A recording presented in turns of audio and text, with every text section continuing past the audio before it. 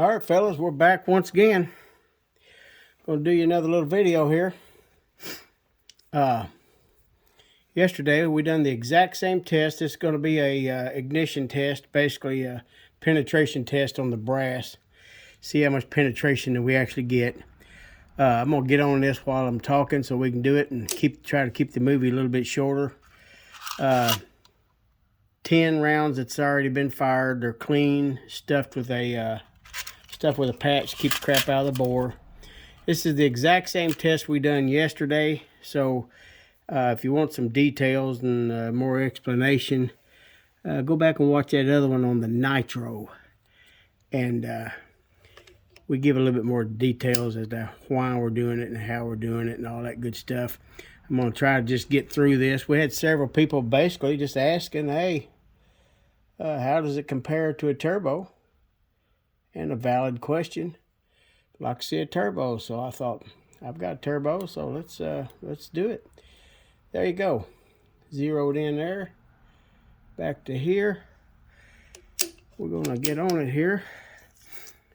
We done the last test without extractors. That's about 23.5, I think. And so this in here, we're doing it without extractors as well. There's your angle. We'll let you take a look at her. And apples to apples, as you'd say. It'd be a little faster and nicer if we had the extractors in here. We wouldn't have to fidget them out. But anyway, let's just try to get through it and be as quick as we can. Inquiring minds want to know, so let's try to give it to them. What do you think?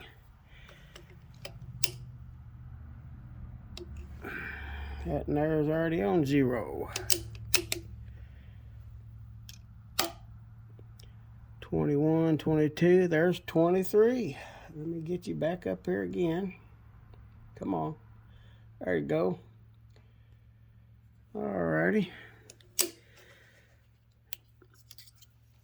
See if we can buzz through this fast enough. But anyway, as we're doing it, we'll just kind of babble on a little bit. You know, in a perfect world, and it was mentioned online on the forums, in a perfect world, I believe it was anyway, or in conversation, you would want instead of once fired, you would want brand new brass cases that has never, yeah, it's pretty close, that has never been fired, but of course unloaded with no primer. Then you could get the your results perfect.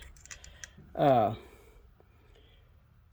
it is, this is just the best that we can do. That right there give me just almost 24 at my angle. 21, 2, 3, 20. I'll let you split the hairs yourself and swell it up. It's a hair under 24. I think the other one was running about 23. So maybe even a hair over 23. I'll have to go back and kind of do what y'all are doing now and actually study it. I'm trying to just get it done here. That was number 3. So anyway, back to the topic. The best that you can really do is use a once fired, because I don't have the ones that we're talking about. I don't reckon any. Well, I guess some people could, but Jeff don't. All right, we zero back out.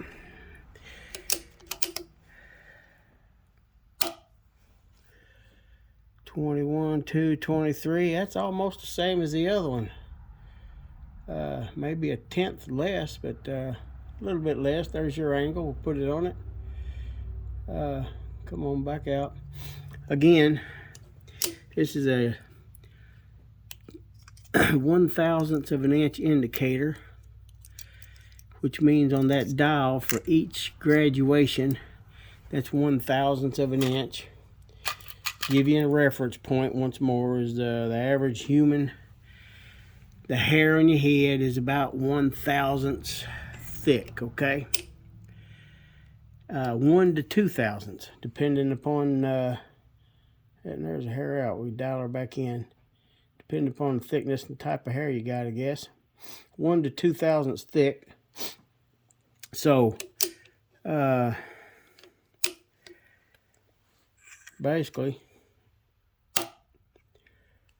23, 21 to 2, there's 23. We'll eject this one. So what we're saying is, right here at this point where the indicator hits the end of this firing pin body, the head there, if you zeroed it out and you placed a hair in between there, you'd get 1 to 2 thousandths, 2 of them little graduations of movement. So gives you an idea how accurate, how precision this particularly is. And of course they make indicators that are a tenth and even more, but for what we're doing, a thousandths is pretty stinking accurate. And we're trying to just get her done for you so it don't take forever. 21, 22, 23, and about a half. So maybe 6/10, pretty close to where we was at a while ago. So range her back out. Okay, now we're making headway here, folks. What is that? That's 1, 2, 3, 4, 5, 6. Here's number 7.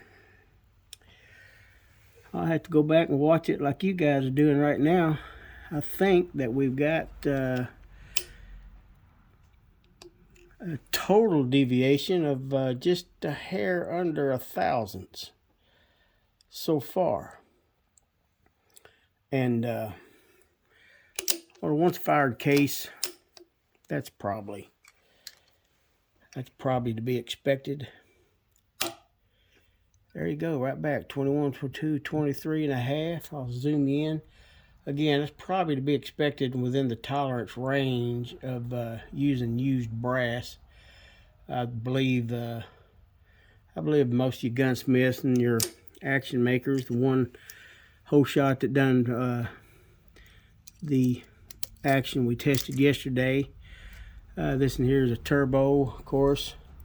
I believe they both agree that a brand new unspent, brand new brass without the ignition and the primer would be the best case scenario, and you could get exact, but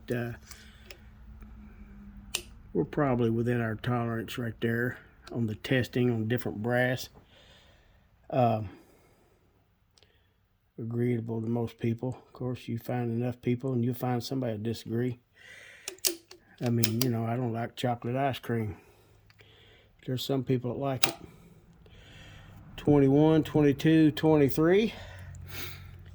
Anyway, we're about to get through it here. Like I said, we just had several people wanting to see the comparison. Of course, the Nitro is what we call PAS ignition system. And so, you know, for all intent and purposes, it should be apples to apples, hadn't it? Anyway, this in here. See, this is the part where you recalibrate and you're trying to get your accuracy exactly. You're accounting for the fact that there's deviation in the brass, you know what I mean? So we're doing the best we can right here. There we go again, 21, 22, 23, and my angle is about 4/10 maybe. Let me zoom you fellas in again. There's your shot of it. Just run her, come on, run her back. All right, we're clipping right along that way. Anyway, like I said, this here is for you folks that wanted to see it, and I've done it. I've just never recorded it. Do it every time you do a build, but I thought you had a valid point of wanting to see one, so being I had it all set up on the last one and still here, why not? All right, that one's already there with us. And there's bang, 21, 22, 23, and I've got about maybe 3 or 4/10.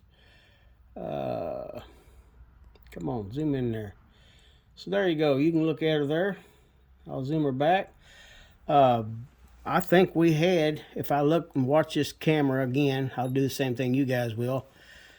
I believe we had less than a thousandths, because when the one that hit almost 24 was, I'll go back and look at it. It was probably 23 and maybe 8/10. I look at it again, but either way, the average, if we took every one of them divided by 10, it's probably been 23 or 23 and maybe 1 or 2/10. So we're still talking less than a thousandth of any type of deviation, but with the used brass, I'd say it's good. I'd say it's a good equal test between both the Nitro Action and the Turbo. Just for grins and giggles, I'll show you. Show you. Let me upset my apple cart. We got that there, so we're going to take this off and take that to the side. We'll take this out, and well, I don't know if the brass may show, may not, but see if you can get a focus on that. Let me see if I can zoom in here. Come on, puppy. Well, let's go on up. Let's see that. Let's see if it'll show us. Come on, focus in. There you go. That is a Crescent Tip Firing Pin for you folks that haven't ever seen one. Shaped a little different. Kind of got hard to get it to shape in there. There you go. I'm going to back it back out, and then I'll show you the tip of this right here. Let me close this down, and I'm going to show you this right here. See that right there? We get it to focus in. There's your firing pin tip. So again, this was a DiOrio V3 triple lug Crescent Tip Firing Pin. Anyway, there you have it, folks. Proof's in the pudding. Hope you enjoyed it, and we'll see you at the next match. Take care.